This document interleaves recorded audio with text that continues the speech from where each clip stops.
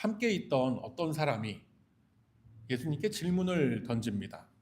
주여, 구원을 얻는 자가 적으니까? 라고 묻습니다. 이 질문을 좀 이렇게 풀어서 현대식으로 얘기를 하자면, 주여, 구원을 얻는 자가 얼마 안 되겠죠? 라고 물어보는 거예요. 이 질문의 의도가 굉장히 중요한 게 뭐냐면, 이 질문 속에 당시 일반적인 유대인들이 가지고 있었던 모든 신앙적인 어떤 사고방식들이 다 이 질문 하나 속에 다 들어가 있는 겁니다. 그리고 이에 대해서 예수님은 그들의 일그러진 그 믿음과 신앙관에 일침을 가하는 정확한 답변으로 가르침을 주고 계시는 장면입니다. 당시 유대인들 사이에서도 구원을 얻어 영원한 하나님의 안식 속으로 들어간다는 것에 대한 논란이 매우 거세게 일었던 그런 시절이었습니다.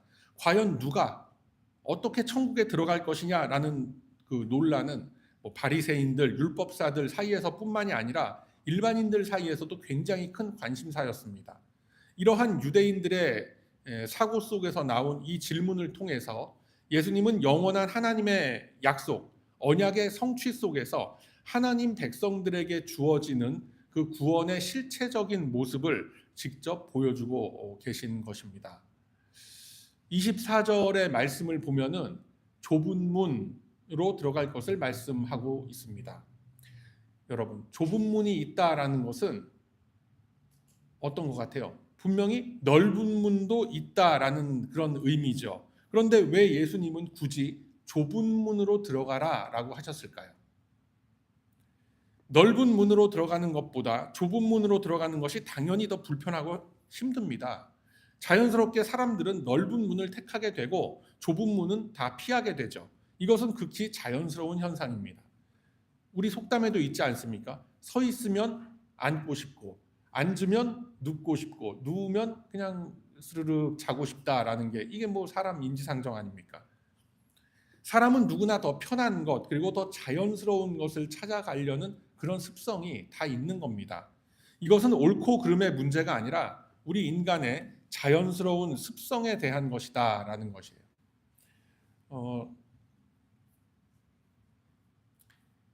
그러니까 자연스럽게 이 넓은 문으로 사람은 이렇게 들어가게끔 되어 있는데, 그러니까 편한 것을 찾아서, 쉬운 것을 찾아서 가도록 그렇게 되어 있는데, 그 넓은 문이라는 것은 어떤 그 결단과 고민 없이 자연스럽게 많은 이들이 택하더라는 것이죠. 그리고 그 길은 바로 하나님과는 멀어지는 그러한 길이다라는 겁니다. 그렇기 때문에 좁은 문으로 들어간다라는 것은 나의 의지적인, 그러니까 고통을 감수할, 불편함을 감수할 나의 의지적인 결단과 선택이 있어야 좁은 문을 택해서 들어갈 수가 있는 겁니다. 그렇다면 왜 굳이 좁은 문으로 들어가야 하겠는가? 왜 더 고통스럽고 불편한 길을 가야만 하는가? 바로 그 길이, 그 문이 하나님과의 화목을 이루는 길이요 문이기 때문에 그렇다라고 성경은 말씀합니다. 좁은 길을 택함으로써 조금이라도 더 젊었을 때 사서 고생을 좀 해봐라라는 그런 의미는 절대 아닙니다. 넓은 길이라는 것은 인간의 죄성과 이기적인 마음이 똘똘 뭉쳐진 그런 길을 가는 것입니다. 넓은 길을 가는 데 있어서, 편하고 쉬운 길을 가는 데 있어서 하나님과의 친밀한 교제는 그다지 필요 없어.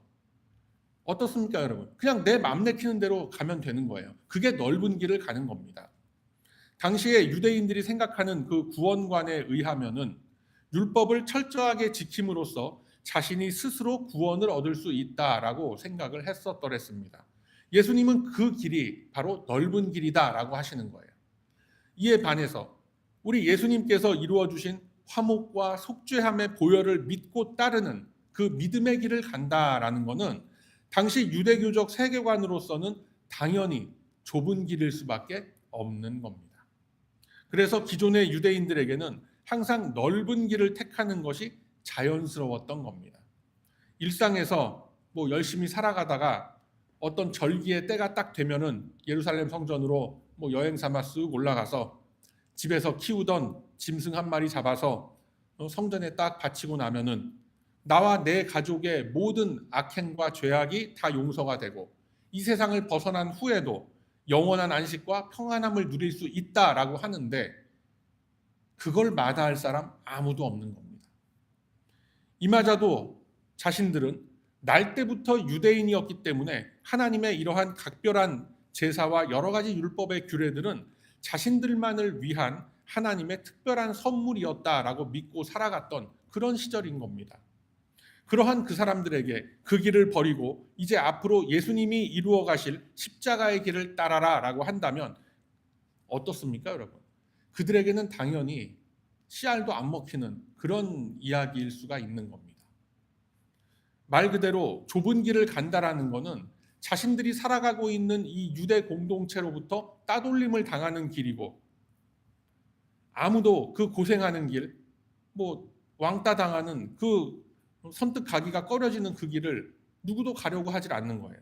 그런데 이 좁은 길, 특히나 당시 유대인들에게는 매우 꺼려질 수밖에 없는 이 길이 오히려 이방인들, 혈연적으로는 이스라엘의 자손이 아니라고 배척을 당하던 그 이방인 성도들에게는 사실상 희소식이 될 수가 있는 겁니다. 이게 무슨 얘기냐면 한번 생각해 보세요. 여러분, 우리가 도저히 뚫고 갈 수 없는, 분명히 가긴 가야 되는데 뚫고 갈 수 없는 그냥 아주 막강한 높은 거대한 성벽이 우리 앞을 딱 가로막고 있다고 치자고요. 담쟁이 덩굴도 막 있고 이제 그런 성벽인데 그 장벽을 뚫고 지나갈 수 있는 작은 샘문이 저기 하나가 있다라고 한다면 그러니까 뒤에서는 누가 쫓아와서 나를 잡아 죽이려고 하는데 그 작은 샘문이 하나 딱 보였다라고 한다면 그 문이, 작은 샘문이 나한테 있어서는 그게 좁은 문일까요? 아니면 넓은 문일까요? 다른 사람 눈에는 보이지도 않는 아주 좁은 개구멍 같은 그런 문으로 보일 수 있겠지만 그 벽을 넘어가야만 하는 사람에게는 그 문이 무엇보다도 넓고 감사한 문이 될 겁니다. 시편 기자가 찬송한 것 같이, 오늘 우리가 교동문 낭송한 것 같이 시온의 대로가 뻥 뚫린 그런 느낌일 겁니다. 물론 그 문을 들어갈 때에, 통과할 때 좁고 불편하고 고생스럽습니다. 그러나 그 문을 통과해야만 그 다음에 있을 넓고 환하고 평화롭고 고통과 아픔과 슬픔이 존재하지 않는 그 주님의 품이, 주님의 나라가 나를 기다리고 있다라고 할 때 어때요, 여러분? 그 문을 통과하면서 이렇게 박박 기어야 되고 어디 등짝 막 긁힐 수도 있고 그거 아무것도 아니지 않겠습니까, 여러분? 그렇다면 우리가 살고 있는 이 실존의 세계에서 좁은 문으로 들어간다라는 것은 그 어떤 의미가 되겠습니까? 여러분, 좁은 문으로 들어간다라는 것은 하나님과 진정한 화목을 이루는 것을 얘기하는 거예요. 주님은 오늘 본문을 통해서 두 가지로 하나님과 화목됨의 길을 제시해주고 계신 겁니다. 자, 하나님과의 화목을 이루는 그 첫 번째 스텝은 다름 아닌 내가 안고 있는 모든 죄의 문제를 주님께 온전히 의지하는 겁니다. 우리들이 보통 죄의 문제라고 하면은 어떤 악한 범죄 행위를 떠올리곤 하는데 여러분, 사법기관에서 다루는 범죄 행위와 신앙의 영역에서 다루는 죄는 그 의미가 같지 않습니다. 다른 죄를 얘기하고 있는 거예요. 우리들이 보통 범죄, 죄악이라고 알고 있는 것, 그거 뭡니까? 거짓말하고 거짓된 행동을 하는 것, 사람을 속이는 것, 폭력과 폭언을 하는 것, 그러니까 쉽게 얘기해서 사기, 배임, 횡령, 폭행, 간음, 이런 것들 우리가 죄악이라고 다 여기고 사법기관의 그런 처벌을 받지 않습니까? 그런데 이런 것들은 사실상 죄의 결과물로서 나타나는 현상들인 거예요. 그 자체가 죄라고, 물론 죄죠. 당연히 죄죠. 근데 그 자체가 죄라기보다는 죄로 인한 죄의 결과물이라는 거예요. 우리 기독교 신앙 안에서 말하는 죄는 좀 더 본질적인 인간 내면의 문제를 다루고 있고 그 깊은 곳에서부터 나오는 갈등, 거짓, 분노, 그런 원인을 파헤칠 때 죄가 어디에 있다라는 것을 알 수가 있는 겁니다. 다시 말해서 죄라는 것은 하나님과 멀어지는 게 죄인 거예요. 하나님을 속이는 것이 죄입니다.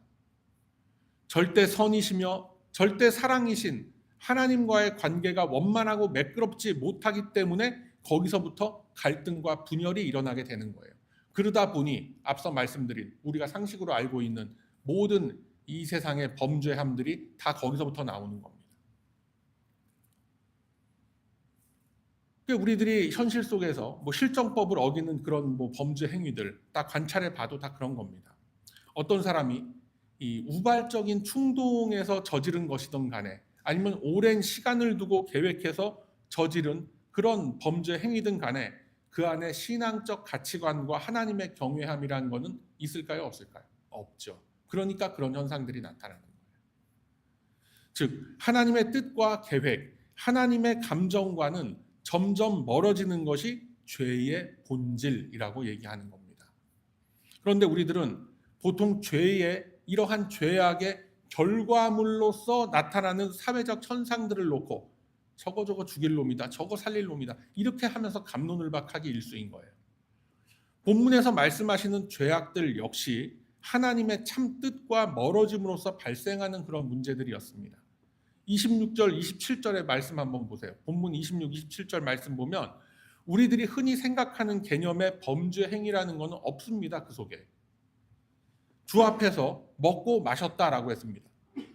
아니, 하나님 앞에 나와서 먹고 마시는 게 그게 죄입니까? 하나님의 이름으로 모여서 친교의 시간을 가졌다라는 건데 나름대로 경건한 시간들 다 가졌겠죠. 그게 어떻게 죄악이 되겠습니까? 그리고 주는 또한 우리 길거리에서 우리를 가르치셨나이다라고 하죠. 그리고 주께서 우리에게 말씀하실 때 우리들이 듣고 배우고 했습니다라는 그런 얘기들입니다.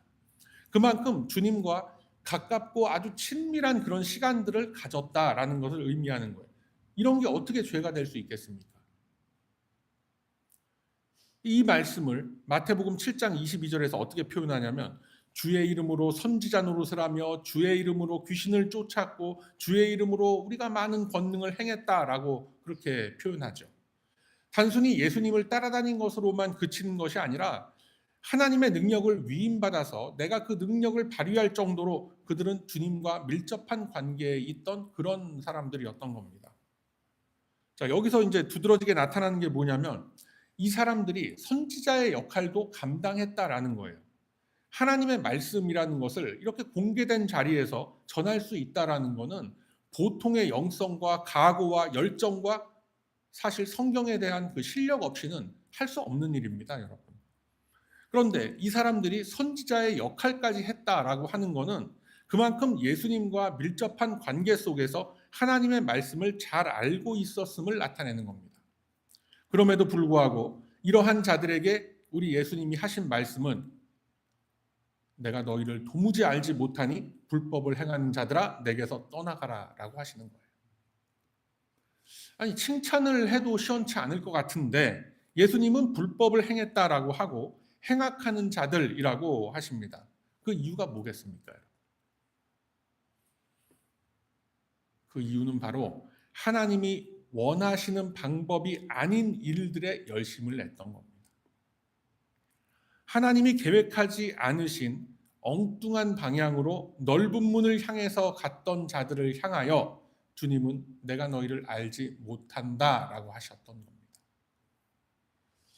내 소견에 옳은 길을 무작정 걷는 것을 놓고 주님과의 화목을 이루는 것이다. 우리는 그렇게 얘기하지 않습니다. 그래서 이 본문에서는 누가복음에서는 집주인의 예를 들어서 설명하고 계신 거예요. 그만큼 이들은 주님과 가까이 지내면서 주님의 뜻을 따르고 섬긴다라고 했음에도 불구하고 예수님의 관점은 이들이 택하고 행했던 길은 결국 넓은 길이었음을 지금 지적하고 폭로하고 계신 거예요. 즉, 이 사람들은, 이 유대인들은 외형적으로는 많은 활동을 했고 하나님과 가까이 있다고 했음에도 불구하고 결국은 하나님과의 진정한 화목을 이루지 못했었던 겁니다. 죄사함의 이 원리를 믿으려고 하지 않았던 것입니다. 여전히 자신들의 공로와 자신들이 가지는 조건으로서의 그 구원을 믿고 있었던 겁니다. 그것이 바로 넓은 길이다라고 하는 거예요. 좁은 길을 택하라는 것은 이러한 자신들의 생각과 그릇된 것을 버리고 오직 유일한 길인 예수 그리스도를 믿고 따르는 참된 믿음을 가지라라고 하는 겁니다. 왜 그렇겠습니까? 바로 그 길이 유일한 생명의 길이기 때문에 그런 것입니다.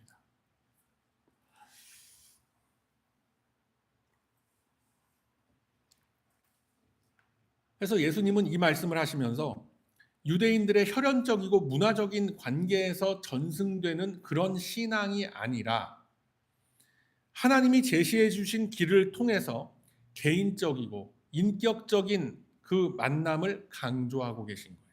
그래서 좁은 문을 가라라고 하는 겁니다. 한 사람이 간신히 통과할 수 있는 좁은 길을 갈 때에 그 길이 힘들고 고생스럽겠지만 그 길은 정확하게 목적지로 인도하는 길이다라고 하십니다. 죄사함의 문제를 온전히 하나님께 의탁했다면 이제 하나님과의 화목을 이루어가는 이 두 번째 스텝은 하나님이 원하시는 길을 걷는 거예요. 하나님이 원하시는 길. 28절의 말씀을 보면 하나님께서 백성들과 맺은 언약을 이루어 가시기 위해서 믿음의 선조라고 불리는 자들을 어떻게 들어서 사용해 오셨는지에 대한 힌트가 있습니다. 아브라함이 등장하고 이삭과 야곱이 등장합니다.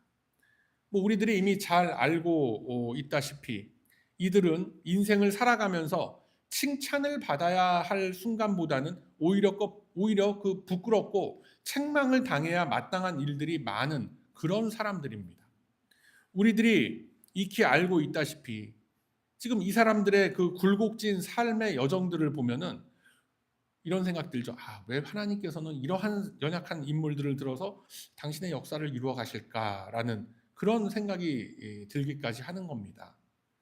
그러나 하나님의 계획은 이처럼 약삭빠르고 거짓말에 능하고 마음의 중심이 하나님께 고정되어 있지 못하고 이 산만한 사람들을 모아놓고 이들을 통해서 하나님이 일하시는 모습을 드러내는 데에 그 초점이 있더라라는 겁니다.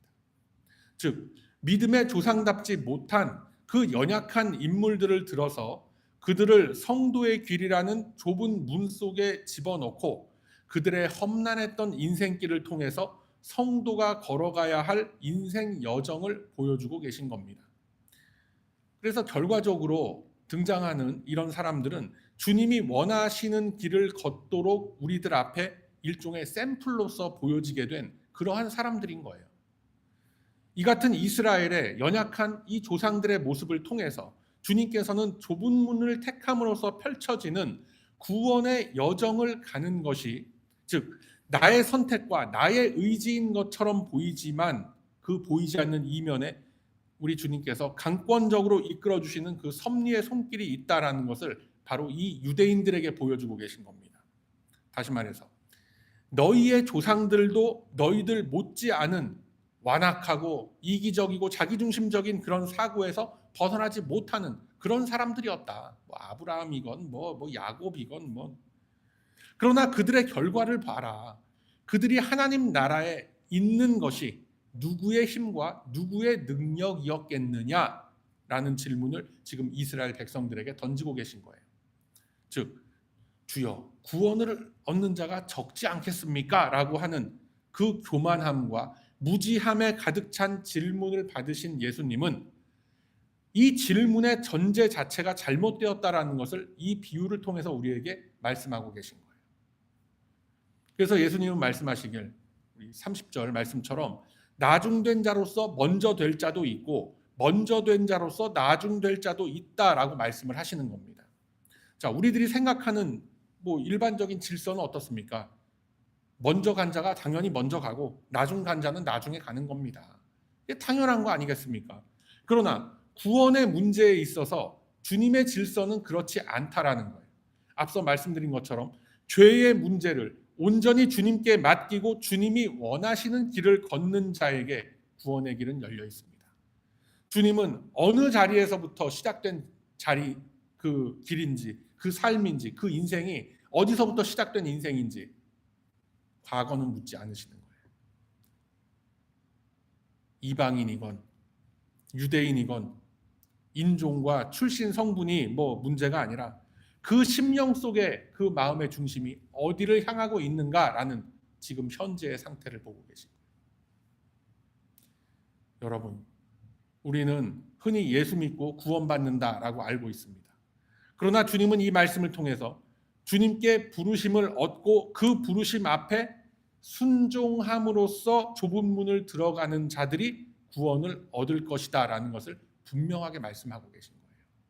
그래서 이러한 신앙의 내용들을 우리가 깊이 파헤쳐보지 않고 그저 예수 천당 불신지옥 그 시끄러운 소음 어디 가서 질러대는 거 아닙니다. 여러분. 맞는 말이에요. 틀린 말 절대 아니에요. 예수 천당 불신지옥 맞아요. 그런데 이런 앞뒤 전후의 모든 이 성경의 원칙과 원리들을 충분히 납득하고 이해하지 않은 그런 사람들에게 하나님 믿습니까? 믿습니다. 그럼 당신은 지금 영원한 천국에 들어갈 뭐 영생을 얻은 겁니다. 뭐 나를 따라서 해보세요. 그런 거 하지 마세요, 여러분. 그거 비신앙이고 그거 기독교 아닙니다, 여러분. 그런 거는 뭐 사형리네 뭐네 하는 거 다 가짜예요. 그거 그런 거 신앙이 아니라고요. 그런 거는. 다시 말해서 믿음의 주체가 어디인가? 어디에서부터 시작한 믿음인가? 바로 하나님의 거룩한 부르심을 입은 자들, 거룩한 은혜를 입은 자들이 구원의 길에 접어들게 된다라고 성경은 말씀하고 있는 거예요. 내가 그냥 믿는다라고 해서 믿는 믿음이 아니라 주님께서 인도해 주시는 나의 길을 걷는 것이 그게 믿음의 길을 가는 겁니다. 주께서 택하셔서 십자가의 보혈로서 씻음을 받고 주 앞에 나온 자들이 구원받는 거예요. 그 숫자는 수학적으로 뭐 적고 많음을 따질 수 있는 뭐 14만 4천 그런 거 아닙니다, 여러분. 1억이면 어쩌고 무슨 뭐 4억 8천이면 어떻고 60억이면 어때요? 하나님이 하시는 일인데. 그 숫자는 아무도 모르는 겁니다. 주님의 계획 안에 들어가 있는 모든 사람은 다 구원의 은혜를 얻고 이 길 앞에 좁은 문 그 길 앞에 다 세워지게 되는 거예요. 나도 모르는 사이에 인생의 여러 경로를 거쳐서 인생의 여러 과정들을 겪고 거치고 하는 끝에 어느 날 정신없이 살아왔던 내 자신을 딱 돌아보니까 어느새 내가 구원의 확신을 가진 성도로서 이 배단위 교회에 와서 앉아있네. 이런 나를 발견하는 겁니다. 그게 믿음의 길 위에 서 있는 성도의 모습인 거예요.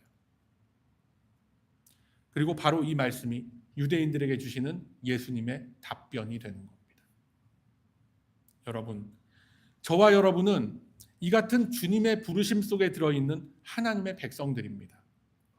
우리 마음속에 있는 하나님에 대한 열정과 그리스도의 몸된 교회를 이루겠노라는 그 성령의 어루만지심이 바로 이것을 증명해 주는 겁니다. 그 부르심 때문에 저와 여러분이 지금 이곳에 모여 있는 거예요. 그래서 이 부르심 앞에 순종하는 것이 하나님과 화목을 이루어가는 길이다라는 것을 여러분 꼭 믿으시기를 바랍니다. 아멘. 그래서 우리들이 살아온 이 삶, 신앙의 인생들 우리가 되돌아보면 누구나 하나님의 약속과 진리의 말씀 앞에 아멘으로 다 화답을 합니다. 그런데 그럼에도 불구하고 우리들이 살아가고 있는 이 삶은 여전히 펄펄 끓는 가마솥 안에 갇혀 있는 것 같은 그런 느낌이 들 때가 참 많이 있습니다. 내가 원하는 좀 더 평탄하고 보기 좋은 인생의 여유로움과 인생의 만족감 이런 것들이 우리의 내면 속에 충족하지를 않습니다. 여전히 뭔가 부족하고 여전히 우리들은 주님께 부르짖어가면서 뭔가를 더 얻어내기 위해서 우리는 열심을 내곤 그렇게 하는 겁니다.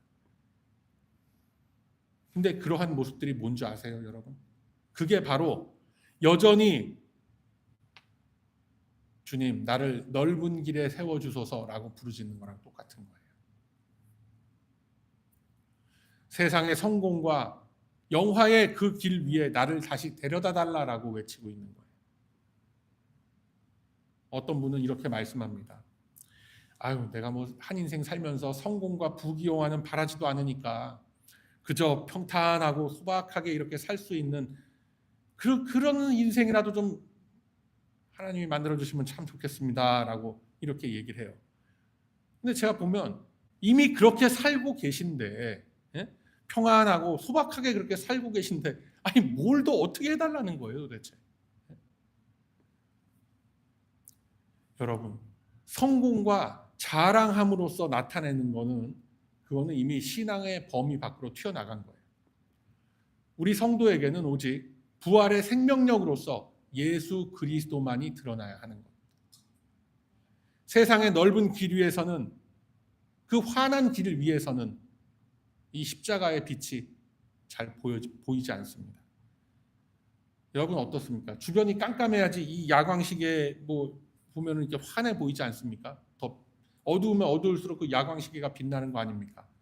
그런 것처럼 이 세상의 화려한 가치관과 물질 문명의 달콤함이 하나님과의 화목을 보장해 주질 않는 거예요. 이 사실을 이미 사도 바울은 로마의 감옥 안에서 증거한 바가 있습니다. 뭐라고 말씀하시냐면, 형제들아, 나의 당한 일이 도리어 복음의 진보가 된 줄을 너희가 알기를 원하노라 라고 빌립보서 1장 12절에서 이렇게 말씀하는 거예요. 사도 바울이 그 빌립보, 그 로마를 다니고 하면서 무슨 일들을 당했습니까? 가는 곳곳마다 막 환영받고 그랬나요? 그렇지 않습니다. 가는 곳마다 억울한 누명 뒤집어 쓰고 옥살이하고 다 그랬습니다. 그런데 바울이 특별히 뭘 잘못했다거나 당시에 어떤 실정법을 어겨서 정당한 재판을 받고 그렇게 해서 징역 몇 년 그렇게 살았던 그런 것이 아닙니다. 전도 여행을 다니다가 뭘 훔쳤다던가 말이죠. 아니면 누구랑 시비가 붙어갖고 서로 엉겨붙어서 치고 패고 싸웠던, 그러다가 잡혀 들어간 게 아닙니다. 바울이 그 빌립보 감옥, 그 로마의 가택연금이 되고 했던 그런 모든 이유가 뭐냐면 딱 하나입니다. 복음을 전했다라는 거 하나밖에 없는 거예요. 그 복음이라는 것이, 바울이 전한 복음이라는 것이 당시 로마 권력을 부정하는 것도 아니에요. 다 인정하는 거예요. 황제의 것은 황제에게, 하나님의 것은 하나님께 다 인정하는 거예요. 그럼에도 불구하고 로마 시민권자인 바울이 로마 군인들이 지키는 감옥 속에 말도 안 되는 이유를 달고 구금되어 있는 거예요. 그거 얼마나 억울하겠습니까? 요즘 그런 일들 벌어지지 않아요? 시민권자인데 아이디 차에 있는데 집에다 놓고 그냥 잡혀 끌려 들어가는 거 아니에요 지금? 48시간 동안 어디 갇혀 있다가 확인되면 풀려나고 지금. 그거 얼마나 억울합니까? 48시간. 내가 미국 시민권자인데 사람을 어떻게 뭘로 보나 말이지. 그렇게 억울하고 원통한 상황 속에서 바울은 무엇이라고 말하냐면, 자신의 고난이, 자신이 겪고 있는 이 고통이 도리어 복음의 진보가 될 것이다 라고 선언하고 있는 거예요. 여러분, 이것이 바로 하나님과의 화목을 이룬 자가 드러낼 수 있는 복음의 능력인 겁니다. 감옥 속에서조차. 우리가 생각했을 때는 의아스럽게 느껴질 수 있죠.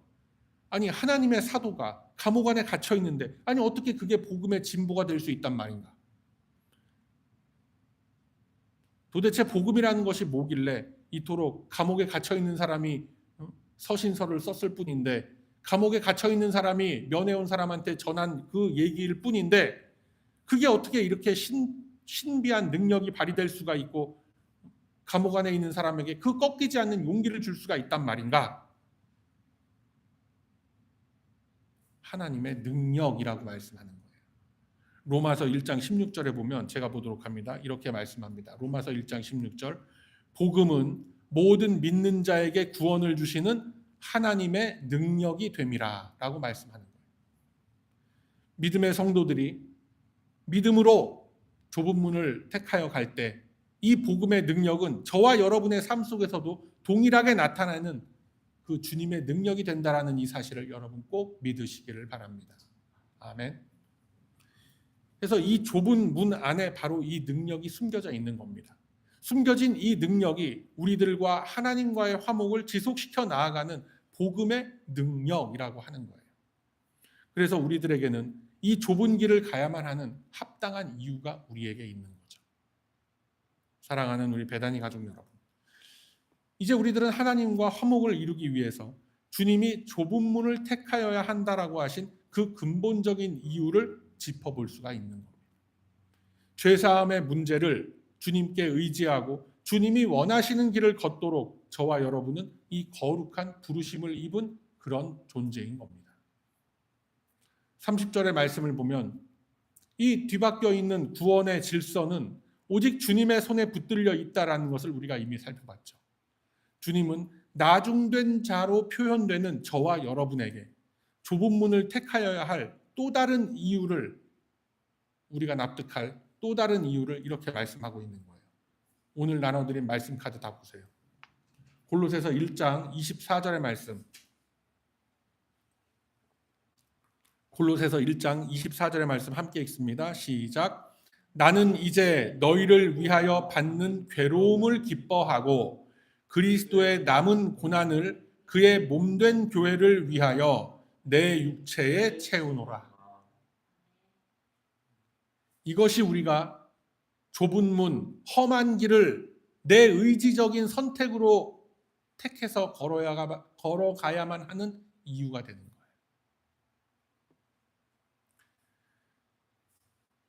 왜 우리 성도들이 걷는 이 인생길이 고달프고 힘들고 고통스러운지 이해가 되세요?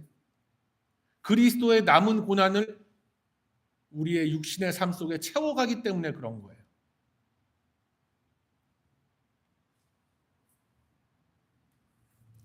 주님 다시 오실 그날까지 주께서 받으셨던 그 고난에 우리가 동참함으로써 이 땅에 주님의 능력과 복음의 힘을 전하는 길 위에 저와 여러분 다 초대된 사람들인 것입니다. 그 초청장의 값어치는 우리의 믿음과 받은 은혜의 분량만큼 내 삶 속에서 복음의 능력으로, 주님의 능력으로 나타나게 될 것입니다. 세상의 거친 삶 속에서 여러분 좌절하지 마시기 바랍니다. 고달프고 힘들 때마다 이 골로새서 1장 24절 말씀 꼭 기억하세요. 우리는 믿음으로 그리스도의 남은 고난을 이 땅 위에서 나의 삶 속에 채워가는 사람들이에요. 실망하거나 낙심할 필요가 없습니다. 그 좁은 문을 거쳐서 우리들은 주님의 영원한 소망 안으로 들어가게 될 것입니다. 그리스도의 남은 고난을 우리 안에 채워가기를 원하는 그 마음으로 하루하루 정진해 나아가는 우리의 이 거룩한 심령들 속에 우리 주님의 큰 은혜와 능력의 손길은 영원히 함께 할 것입니다. 이 믿음으로 하루하루 닥쳐오는 좁은 문 앞에서 겁내거나 두려워하지 말고 함께 격려하고 함께 위로하면서 그 영원한 생명의 길을 함께 걸으시는 우리 모두가 다 되기를 소망합니다. 그 영광된 생명의 길은 저와 여러분의 인생길 앞에 그리고 주님 앞에 서는 그날까지 영원히 함께 할 것입니다.